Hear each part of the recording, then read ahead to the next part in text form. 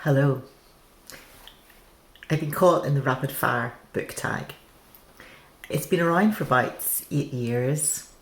There was an outbreak about 6 years ago as well, 5 years ago, 3 years ago, and Raynor came down with a bad case of it and passed it on to me. So it took her 10 minutes to get over the rapid fire book tag, and let's see how long it takes me. I'm going to tag right off the bat, just so that people know. You can relax if you're not tagged. You can relax even if you are tagged, and there's only 2 people. And anybody else at the end who would like to do this, please feel free. So I'm tagging Roy at Roy Reads Anything and Curtis at Curtis Books and Books. I think it would suit him, and I haven't heard from him for a wee while on BookTube. So I was going to tag Steve Donahue, but he did it 8 years ago. And then, just for good measure, he did another separate whole video on the question of printed versus ebooks. And he called it Rapid Fire Book Tag Extended Blu-ray Edition. This is not going to be extended, I hope.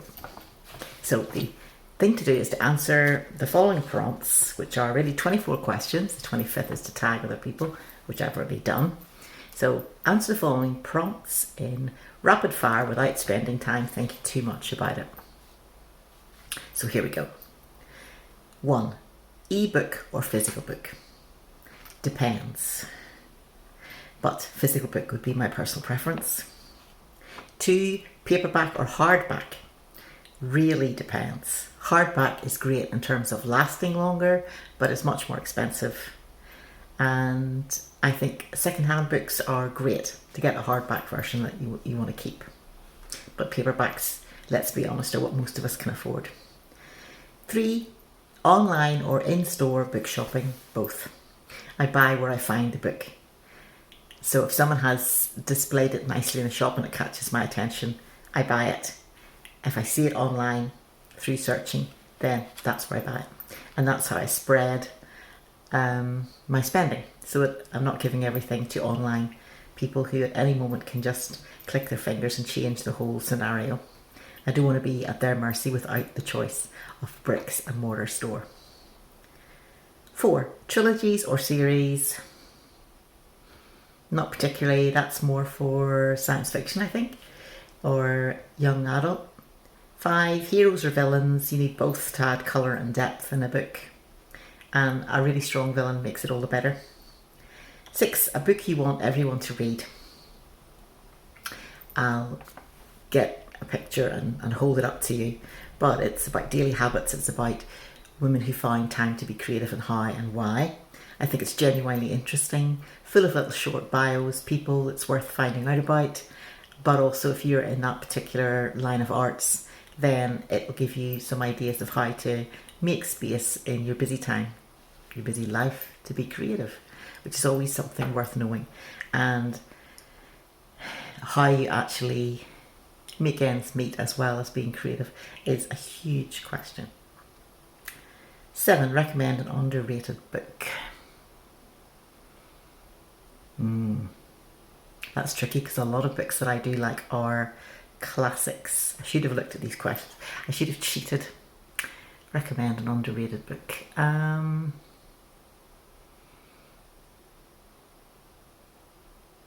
This is where I would normally go to my shelves and just look along. An underrated book.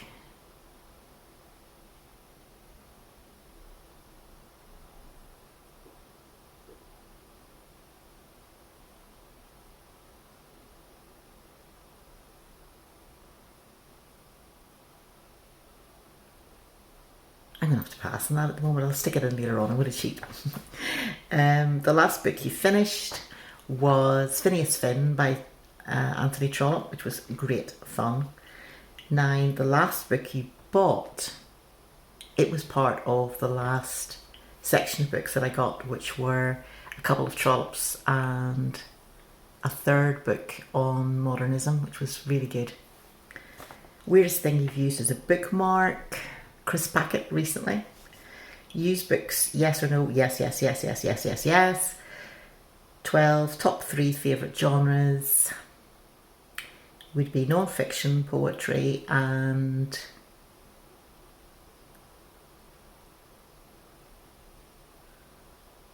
classics, literature classics. 13, borrow or buy, both. It's the only way to afford. You can't just keep buying books. Libraries, brilliant. Borrowing from other people is always a mistake because you don't return, or you lend it to somebody else and they don't return. So Steve Donaghy has a really good rule of thumb, which is if someone is interested in a book, he just gives it to them straight away, because he says it's not worth losing a friendship over a book, and he just goes and buys another one. 14, character plot. You need both, but I think the character is probably better, because you'll follow an interesting character through nothing or anything.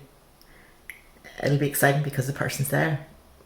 In the same way as you have friends probably that are fascinating or fun to be with, and being with them is immense fun, even if you're just sitting waiting for a bus. It's entertaining and interesting.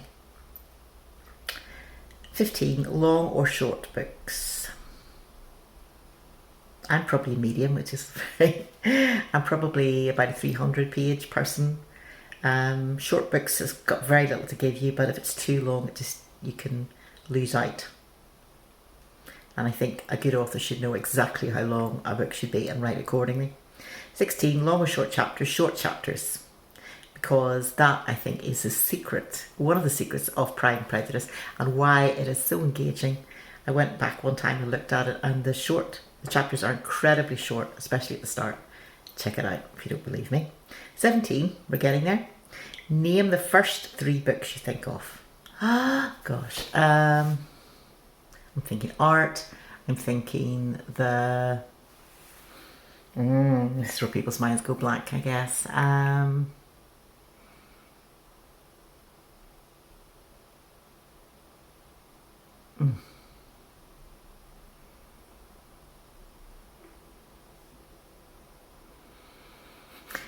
Oh, I've forgotten his name, but it's a history of art. It's called The History of Art. Secondly, Tintin books. I was thinking about this earlier, any of the Tintin books.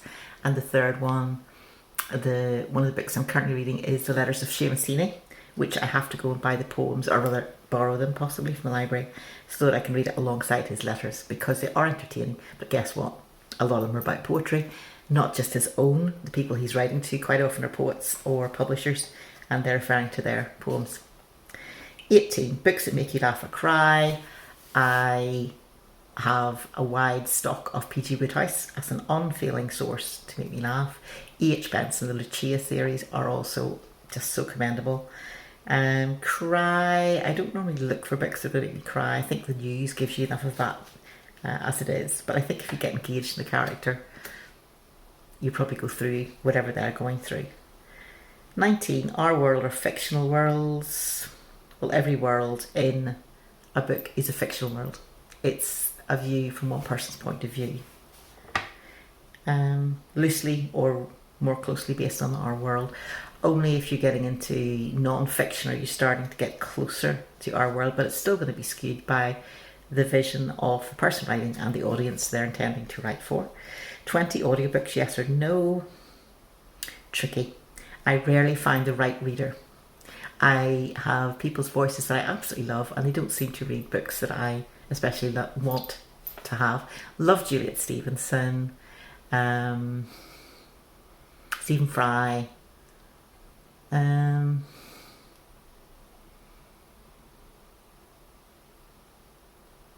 somebody else whose name escapes me. This is a real mind go blank time. But I tend to find that it's too slow for me. I speed it up and then it becomes but generally speaking, audiobooks are read, in my estimation, by the wrong voices. Very hard to get the right book and the right voice. And there are certain books that tend to be non-fiction, and they're read by an American person, and they're talking as if to a metronome, and that's the worst.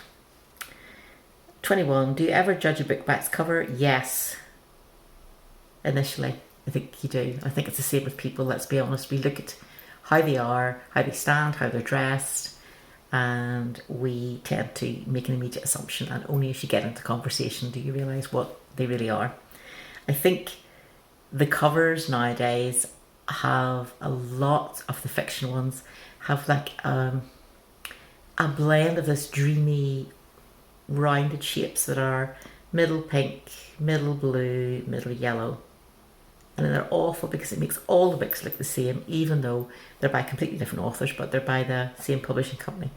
And of course, that has sort of branded them, so the company are making their own works recognisable, but they're making them recognisable in a horrible way. It's taken all the individuality out of the book.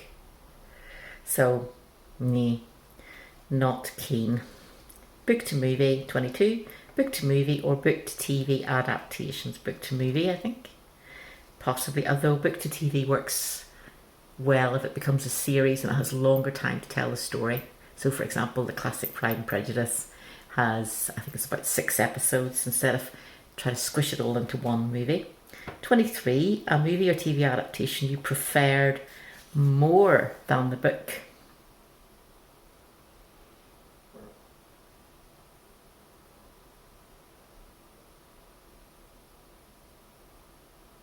I can't think of any at the moment. 24, series or standalones. I think standalone works because the standalone is good in a series as well as in a standing alone. And tag others is 25, and I've done that already. So let's see what have we got speed wise. About 11 minutes and a half, and I passed on a couple of questions. So you can well do better. The field is wide open if you want to do this tag. You've maybe done it already in its previous incarnations in 8 years. If you haven't and you fancy it, give it a whirl. And do give some comments to this video and continue the conversation. Bye for now.